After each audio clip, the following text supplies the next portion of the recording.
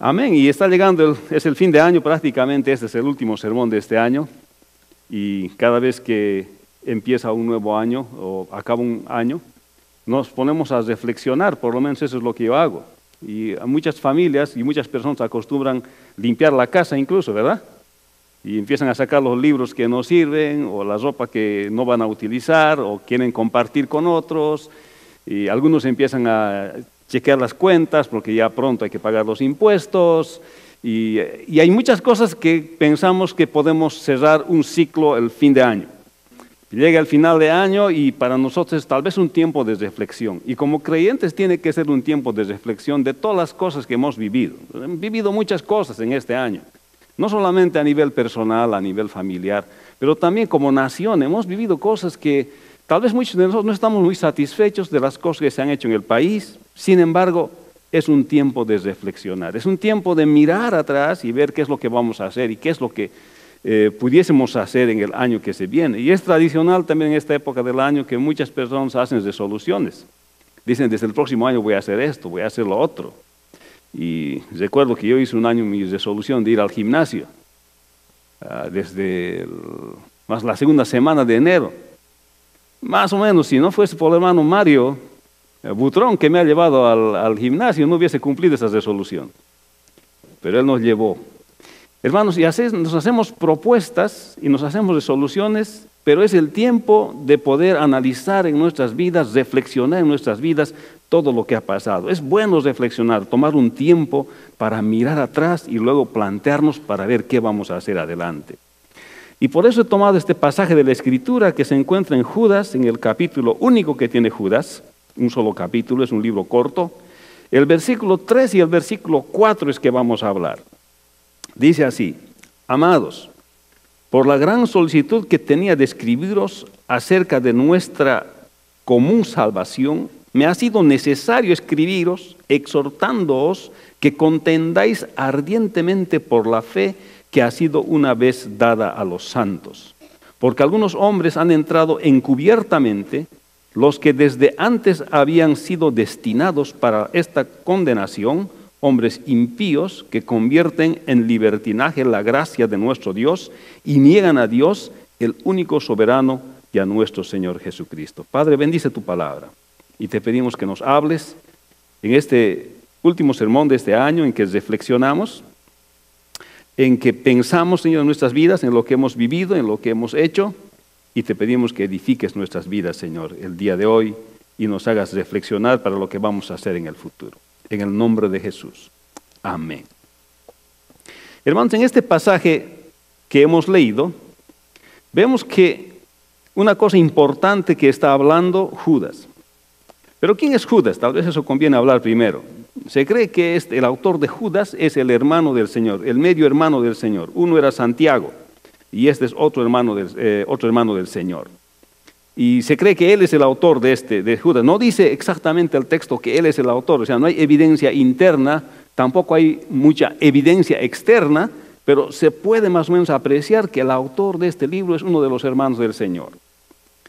Entonces, así como se menciona en Mateo 13:55 y en Marcos 6:3, se menciona de esto, porque se menciona a los hermanos del Señor y entre ellos se menciona a Judas también. Entonces, este libro es una advertencia contra la práctica de los errores que encaraban algunos hermanos dentro de la iglesia primitiva. Eso es que decir, la iglesia del primer siglo estaba ferviente en el Señor, habían creído en el Señor, eran testimonio del Señor, pero en medio de la iglesia habían entrado personas que no practicaban la fe, querían estar en medio de la congregación, pero estas personas no practicaban la verdadera doctrina, sino que practicaban la sensualidad, practicaban la división, practicaban la falta de respeto a la autoridad. Eran personas que vivían para sí mismos y no vivían para el Señor. Y entonces Judas, que es el hermano del Señor, supuestamente el hermano del Señor, se da cuenta de esto y empieza a escribir una carta, pero él dice, voy a escribir primeramente de la salvación, pero al darse cuenta de escribir de la común salvación, dice, prefiero escribirles acerca de este otro, que esta situación que está viendo en la iglesia. Entonces, es un mensaje dirigido a los judíos cristianos del primer siglo, los que negaban la deidad del Señor, contra aquellos que seguían la promiscuidad, seguían los deseos de la carne, rechazaban la autoridad, aquellos que dividían la congregación, aquellos que vivían para sí mismos. Y por eso el día de hoy vamos a hablar acerca de la conducta de ser cristiano en una situación como esta. Cómo reaccionar como cristiano cuando se perciben este tipo de situaciones. Puede ser dentro de la iglesia o puede ser dentro de la misma nación en que nosotros vivimos. Y por eso que le he puesto como título a este sermón es Predicando y Defendiendo, porque aquí Judas plantea y dice que es importante predicar la palabra del Señor, hablar del Evangelio de nuestra común salvación, pero a veces hay que hacer un alto en la predicación de la palabra para defender nuestra fe. Y tal vez esta es la situación que estamos viviendo el día de hoy en la nación. Y por eso es bueno tomar este tiempo para reflexionar de lo que estamos haciendo comúnmente. No podemos seguir haciendo las cosas comúnmente. Tenemos que reflexionar sobre esta situación. Entonces, la primera parte del versículo 3 dice: amados, por la gran solicitud que tenía de escribiros acerca de nuestra común salvación. Aquí hay una cosa interesante, porque acá está hablando, Judas está diciendo, yo tenía solicitud, yo quería escribirles de la común salvación que tenemos. Eso quiere decir, después de haber creído en Cristo, hay muchas cosas que tengo que aprender de la salvación que he adquirido por fe en Cristo Jesús. Hay muchas cosas que tengo que aprender, cómo vivir como familia, cómo conocer más a mi Señor, cómo andar en los principios cristianos, cómo mirar el mundo con una cosmovisión cristiana, bíblica, cómo mirar las cosas desde el punto de la palabra de Dios. Hay tantas cosas que yo pudiese hablar, está diciendo aquí Judas, está diciendo que yo tenía gran solicitud de escribiros acerca de nuestra común salvación. Aquí el autor quiere explicar de la salvación, pero también está mostrando que existe prioridad entre la predicación de la palabra de Dios y la defensa de la fe cristiana. Una cosa es la predicación de la palabra de Dios y a veces es necesario hacer un alto para defender la fe cristiana. Parece que Judas tenía esta intención de seguir edificando a la iglesia del Señor, hablándoles de la común salvación que tenían en Cristo Jesús y que tenemos en Cristo Jesús, a los destinatarios de su carta, pero también quería escribirles de su salvación, o sea, de esa común adquisición por la fe que hemos tenido en Cristo Jesús. Pero había surgido algo urgente en ese momento en que él quería escribir de esta común salvación, que le hizo cambiar la dirección de su tema que estaba escribiendo y que eso necesitaba ser atendido inmediatamente. Por eso dice aquí: amados, por la gran solicitud que tenía de escribiros acerca de nuestra común salvación, me ha sido necesario escribiros exhortándoos, dice, que contendáis ardientemente por la fe. O sea, cambia la dirección de su tema porque había visto la necesidad urgente que había de atender aquel tema que se había presentado dentro de la iglesia. Un poquito más después explica la razón por la cual cambia ese tema y explica la razón, y eso nos pone en contexto del día de hoy también. Y también sucede a veces en los ministerios el día de hoy. Las cosas que normalmente hacemos en la iglesia las hacemos, pero hay cosas que a veces necesitan especial e inmediata atención de nuestra parte. A veces me pasa eso en la semana también. Estoy preparando mi sermón y surge alguna cosa que necesita especial atención, que tengo que dejar de preparar el sermón, tengo que postergarlo un poco y darle inmediata atención a alguna situación ministerial que se presenta. Y eso pasa también al concilio del ministerio hispano. A veces se presentan situaciones que son difíciles. Estamos haciendo cosas, estamos programando, qué sé yo, las actividades que normalmente tenemos, cosas que hacemos en el ministerio, pero se presentan a veces situaciones en las cuales tenemos que dejar esas cosas pendientes para darle atención inmediata a aquello que está sucediendo. Y sucede, yo creo, en muchas iglesias también, que los pastores o los concilios de los ministerios suspenden de hacer las cosas que normalmente están haciendo para resolver una situación y colocar esa situación bajo la palabra del Señor. Y no era único lo que le estaba sucediendo entonces a Judas, pero la Escritura nos muestra que en el ministerio, aún en el ministerio, hay que priorizar las cosas. Eso es lo que nos está mostrando. Hay ciertas cosas que necesitan atención prioritaria, y en este caso estamos viendo que el creyente alterna la predicación de la palabra de Dios con la defensa de la fe. Y en este caso está hablando aquí Judas de que tenemos que tener cuidado de personas que pudiesen pretender ser creyentes dentro de la congregación y realmente no serlo. Entonces, ese es un momento de hacer un cambio, ese es un momento de hacer un paro y ese es un momento de que necesita atención inmediata. Hermanos, son situaciones con las cuales tenemos que lidiar, defender la iglesia del Señor, de adentro y de afuera también. Y ahora que acaba un año podemos decir que han habido muchas situaciones que tal vez hemos tenido y hemos tenido que resolver en nuestras propias familias. ¿Le ha pasado de eso alguna cosa este año? ¿Que ha sucedido algo? ¿Usted estaba haciendo algo? ¿Ha sucedido algo? Y ha tenido que detener eso para poder atender aquello que tenía prioridad inmediata.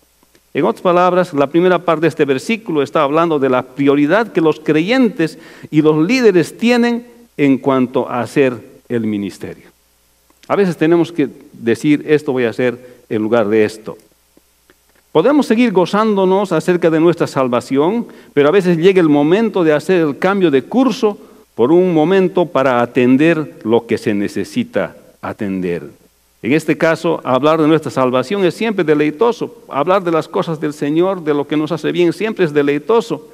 Pero la iglesia destinataria, en la iglesia destinataria de esta carta que Judas escribe, se habían infiltrado personas que no eran creyentes y que tenían una falsa práctica de su fe, y no solamente de su fe, sino también de una doctrina que no era correcta. Lo que estaba encarando Judas acá era el inicio de lo que se llama hoy el gnosticismo. Estaban apareciendo los gnósticos en esa época y estaban infiltrándose en las iglesias. Entonces ellos negaban la deidad de Jesucristo. Los gnósticos decían, los que se estaban iniciando, decían, el espíritu es bueno, pero la carne es mala, por tanto la carne que peque, hay que alimentar el espíritu. O sea, estaban separando la carne y el espíritu y estaban diciendo, autorizando a los hermanos que vivan nomás en pecado, en cualquier tipo de pecado, que hay que alimentar el espíritu, que la carne es otra cosa. Y que aparte el Señor Jesucristo no es Dios, el Señor Jesucristo solamente es un ser, es un hombre igual que cualquier otro hombre. Entonces, Judas, de solamente hablar de la común salvación que tenían, empieza a atender este asunto que no solamente estaba entrando dentro de la iglesia, sino que estaba atentando contra la misma razón de ser de la iglesia. Esto nos muestra, hermanos, que nosotros tenemos que cuidar la iglesia del Señor, de adentro y de afuera. Porque hay ciertas cosas que atentan contra la razón de ser de la iglesia.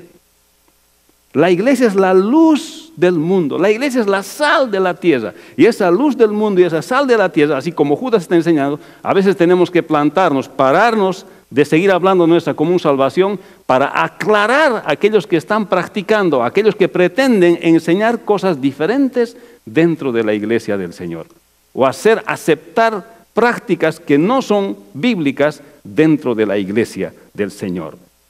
Así que necesitaba este asunto atención inmediata, y aunque Judas tenía gran solicitud en escribir acerca de la común salvación, era necesario atender esta situación porque estaba atentando contra la misma razón de ser de la iglesia.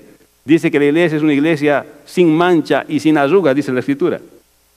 Y es nosotros los que tenemos que cuidar de eso por dentro y por fuera. Así que el autor quería explicar de la salvación. Existe prioridad en la predicación de la palabra de Dios y la defensa de la fe cristiana. El creyente alterna entre la predicación de la palabra de Dios y la defensa de su fe. Hermanos, ese es el desafío que tenemos el día de hoy nosotros, hermanos. ¿Han notado que en esta Navidad ya la gente no quiere decir Merry Christmas o Feliz Navidad? Happy Holidays. Discúlpenme, pero es Merry Christmas, es Feliz Navidad. La Constitución nos protege, hermanos. Podemos decir Feliz Navidad. El que no quiere escucharnos Feliz Navidad, pues que nos diga Happy Holidays. Nosotros vamos a seguir diciendo Feliz Navidad. No vamos a estar volviéndonos atrás. Pero hermanos, esas son situaciones en las cuales nosotros tenemos que estar dispuestos a defender nuestra fe. No solamente conocer de nuestra común salvación o hablar de nuestra común salvación, sino plantarnos firmes en nuestra convicción. Ahora mire lo que dice: me ha sido necesario escribiros, dice la parte B del versículo 3, exhortándoos que contendáis ardientemente por la fe que ha sido dada una vez dada a los santos. Está diciendo el versículo 3. ¿Eso qué quiere decir? Está diciendo que como no quiero hablar de la común salvación, no he podido hablar de la común salvación, pero les estoy llamando a ustedes para exhortarles que defiendan la fe. Defiendan por dentro y por fuera. Por dentro vamos a preservar la santidad y la sana doctrina de la congregación, de todas las iglesias. Y por fuera vamos a explicar la razón de lo que nosotros creemos. Aquí está diciendo, exhortándoos que contendáis ardientemente. Está diciéndonos, hermanos, ustedes deben defender la fe, no solamente saber su fe. ¿Cómo voy a defender una cosa que no conozco? Tendré que conocer más mi fe. ¿Amén? ¿Cómo voy a defender una cosa que no conozco? Dice, porque algunos hombres han entrado encubiertamente, los que desde antes habían sido destinados para esta condenación, hombres impíos que convierten en libertinaje la gracia de nuestro Dios y niegan a Dios, el único soberano, nuestro Señor Jesucristo. En este caso, no es que el autor está diciendo que no se debe predicar más la palabra de Dios, no está diciendo eso. Lo que está diciendo es que llegan momentos en que el creyente deja de hablar la palabra de Dios para defender su fe. Por eso el título de este sermón es Predicando y Defendiendo. Hay momentos que tenemos que predicar la palabra de Dios y hay momentos que tenemos que defender la convicción de nuestra fe. ¿Amén? Y eso es lo que tenemos que hacer. Eso quiere decir contender por la fe. Tal vez 1 Pedro 3:15 nos pueda hacer entender mejor esto. Y dice así, sino que santificad a Dios, el Señor en vuestros corazones, y estad siempre preparados, dice, para presentar defensa con mansedumbre y reverencia ante todo el que os demande razón de la esperanza que hay en vosotros. Hermanos, aquí está instruyendo Pedro también, de que los creyentes tenemos que poder dar una explicación razonable de la razón de nuestra fe. Y tenemos que hacerlo de manera amable, manera reverente y con respeto.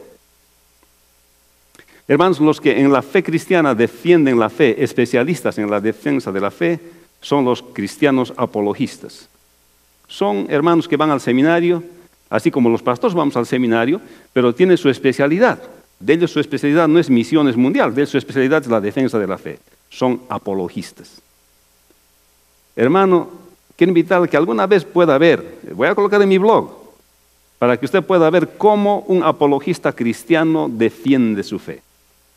¿Cómo se planta frente a él un ateo? Un ateo. Y él acepta el debate. Y como todo un caballero, sin ofender, sin dañar, sin maldecir, sin decir ninguna palabra hiriente, solamente defendiendo reverentemente, con respeto, con amor y con bondad, defiende su fe. Hermanos, nosotros los creyentes estamos llamados no solamente a predicar la palabra, sino a hacer un alto cuando detectamos que hay cosas que no son para el bien de la congregación, del cuerpo del Señor, y entonces tenemos que plantear la razón de nuestra fe por dentro de la iglesia y por fuera de la iglesia. Judas está diciendo, les exhorto a que ustedes contiendan por la fe. Y Pedro está diciendo, ustedes contienden por la fe, defienden la fe con mansedumbre, con reverencia, con bondad y con amor. Se había podido hacer eso. No tenemos que aplastar al contendiente debajo del calzado. ¿Cómo puedo ganar a este ateo que está maldiciendo a Dios si yo mismo lo maldigo?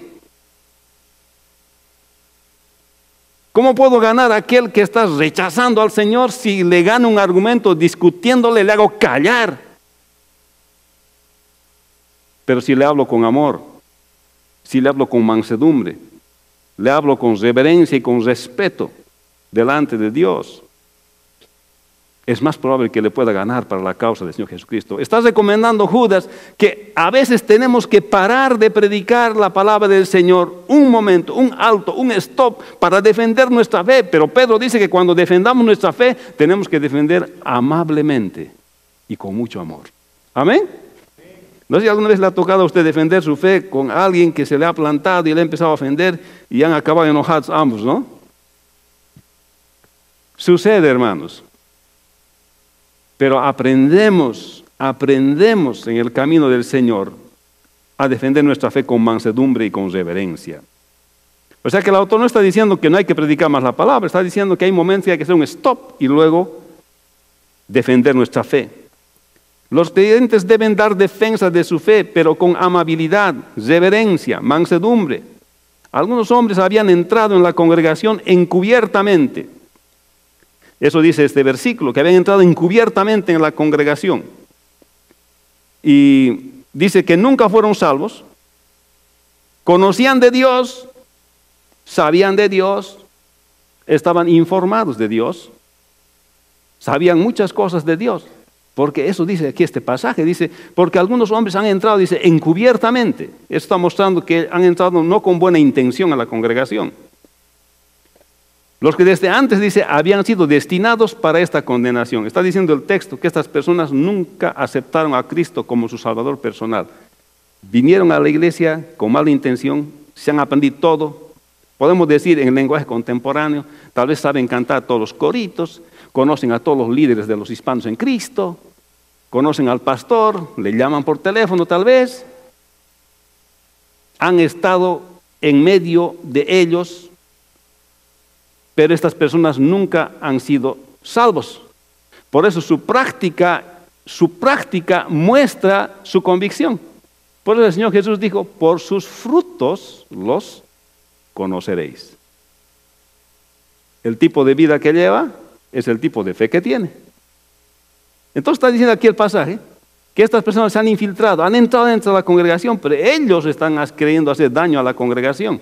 Entonces aquí está llamando también, exhortando Judas a que debemos saber discernir quiénes realmente son del cuerpo del Señor. Y es lo que está diciendo esto.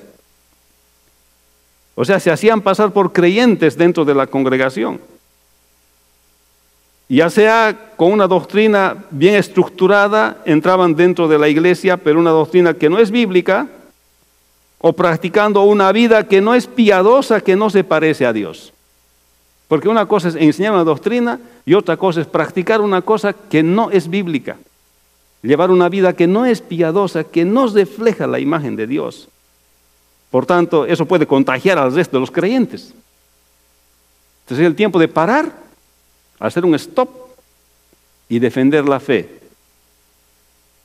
Lidiar con esta situación hasta corregir por la salud de la congregación. Es lo que está diciendo.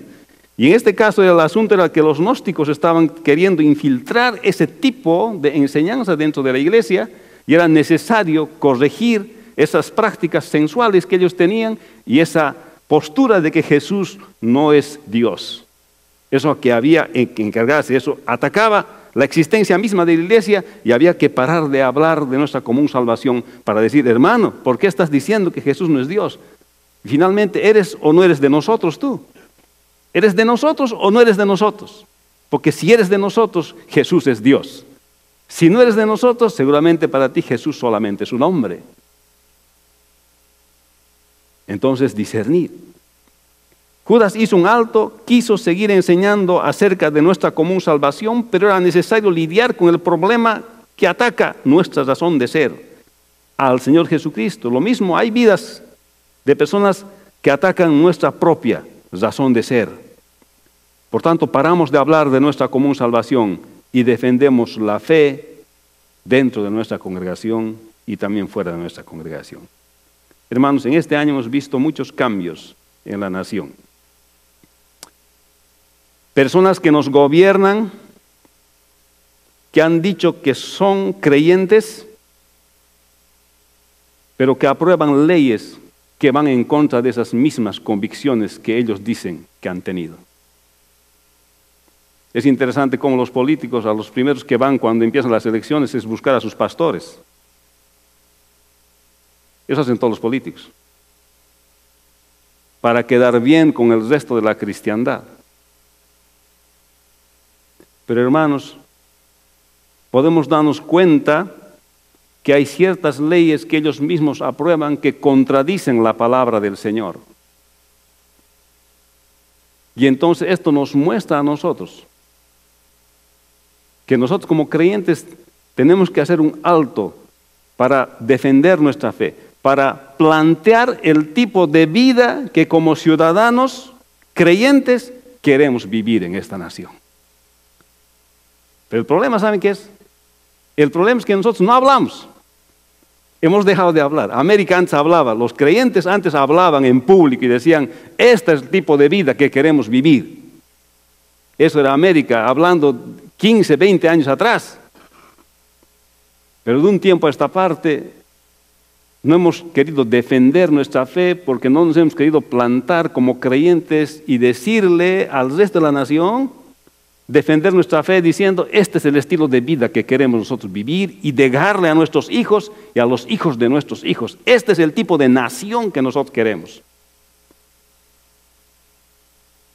Judas está diciendo, a veces hay que parar de hablar de nuestra común salvación de entre nosotros para plantarnos fuerte y defender nuestra fe dentro de la congregación y ahora fuera también de la congregación. Hermanos, es necesario que los creyentes hagamos conocer al resto de la nación nuestra cosmovisión bíblica, cómo nosotros como creyentes vemos la realidad y cómo queremos nosotros que como creyentes vivir en esta nación y cómo queremos que nuestra nación tenga leyes que estén de acuerdo a la palabra del Señor. Pero si nosotros no decimos nada, si nosotros no hablamos nada, no hacemos lo que Judas dice, nos van a inundar las concepciones que no son bíblicas y como que está sucediendo el día de hoy en nuestra nación. No debemos callar, debemos contender por la fe, amablemente, con reverencia, con respeto. Debemos mostrar cuál es nuestra cosmovisión bíblica, cómo vemos nosotros el mundo como creyentes y cómo quisiéramos que el mundo sea. Tenemos que ser participantes activos. Lo que nosotros pensamos, cómo queremos vivir, qué clase de país le queremos heredar a nuestros hijos, a nuestros nietos y a nuestros bisnietos. El Señor nos ha llamado no solamente a predicar su palabra, sino a contender por nuestra fe. Amén. Pero amablemente. Y qué lindo que tengamos democracia aquí en los Estados Unidos. Porque podemos hablar y decir, nosotros como cristianos pensamos que así debe ser la familia. Nosotros como cristianos pensamos que así debe ser el hogar. Nosotros como creyentes pensamos que así deben ser los impuestos. Tenemos que mostrar nuestra postura bíblica, hermanos. Porque si nosotros no hablamos, ellos van a hacer lo que piensan. Y en una democracia sí podemos participar todos. Hermanos, aquí Judas exhorta a contender por la fe porque hay algunos que han entrado encubiertamente a la iglesia. Es lo que dice Judas. Los creyentes deben estar preparados para discernir y contender por su fe. No solamente discernir dentro de la iglesia, sino discernir fuera de la iglesia. Porque nos interesa cómo esté nuestro país, nos interesa cómo está nuestra iglesia, nos interesa cómo está nuestro hogar. Nosotros tenemos que poder discernir. Los creyentes deben estar preparados para discernir y contender por su fe. Los creyentes deben estar preparados para discernir y aparte de eso, para mostrar cuál es el punto de vista bíblico en que nosotros creemos. El autor de este pasaje quería explicar de la salvación. Exhorta a contender por la fe, porque hay algunos que han entrado encubiertamente a la iglesia. Y existe prioridad entre la predicación de la palabra de Dios y la defensa de la fe cristiana. Y necesitamos contender ardientemente por la fe, y eso es escritural también.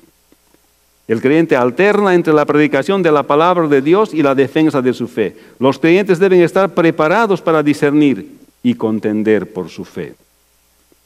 Priorizar en cuanto al rol de la predicación o la defensa de la fe es una parte del ministerio. Los creyentes disciernen, predican y defienden su fe. Ese es un creyente. Es por eso que el sermón de hoy le hemos titulado Predicando y defendiendo su fe. Está acabando un año, hermano, en su vida. Está acabando un año en mi vida. ¿Cómo usted está concluyendo este año? Mire su propia vida. ¿Cuánto de este tiempo usted ha compartido la palabra de Dios con alguien? ¿Cuánto de este tiempo usted ha participado en las cosas del Señor? ¿Cuánto de este tiempo ha tomado para defender su fe, para mostrar su postura bíblica de cómo queremos que debe ser nuestra iglesia, cómo debe ser nuestro hogar, cómo debe ser la nación en la que nosotros vivimos? ¿Cuánto influimos en nuestras escuelas, hermanos? ¿Cuánto participamos en la reunión de padres de familia de nuestros niños? ¿Cuánto participamos con ellos? ¿Qué tipo de nación queremos? ¿Qué tipo de escuela queremos? ¿Estamos mostrando, hermanos, nuestra postura bíblica? Yo quisiera que en esto reflexionen. Y si va a hacer resoluciones para el próximo año, hágalas reflexionando en lo que ha pasado este 2014.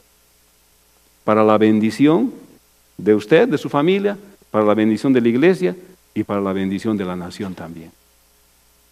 Hermanos, el Señor nos ha llamado para predicar y para defender nuestra fe.